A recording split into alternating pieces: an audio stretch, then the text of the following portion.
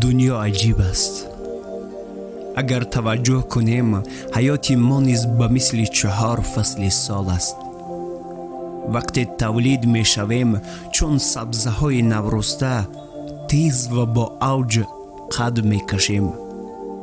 از پاکی و نزاکت سبززاران هر کس بهره می گیرد و حتی بیشزاران را رنگ سبزه ها نور و لباس نو می بخشد. جوانی چون آبهای دریاها پاک و مصفا است و تماشای دریا بسا دلنشین و خیال انگیز. با گذشت زمان جسارت و خودشناسی به مثل قامتمان اوج می گیرد و به مثل نهال هر سال سر می کشد. جوانی آزادی و بیباکی است، مثل پرواز عقابی که نظرگاهش تمام عالم زیباست.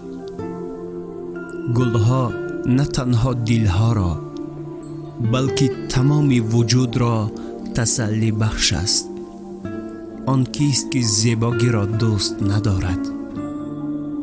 در جوانی شعورش زیاد است، چون طوفان طبیعت، ابر و باران و دلهای ناآرام ما به مثل موجهای دریا ناآرامند. همین طور از دوره ها به دوره ها، از سال به سال و از امیدی ها ناامیدی ها پیدا می شود و دوره های جوانی پدرودگویان می رود.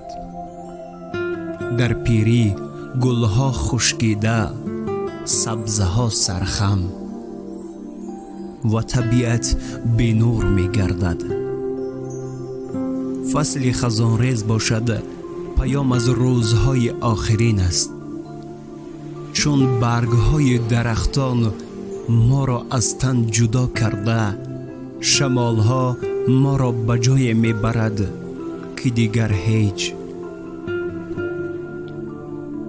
عمر می گذرد و دنیا با نوبت است.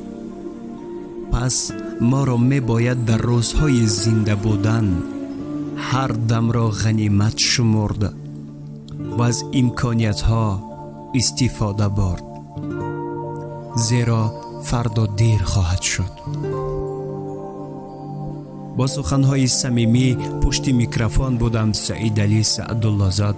دوستان عزیزم، اگر نوارهای ما و صدای ما به شما پسند آید حتما کانال ما را دستگیری کنید، پادپیساچیا کنید و نوارهای کانال ما را به دیگران رسانید. برای همه شما خوشبختی های بی پایان تمنا دارم.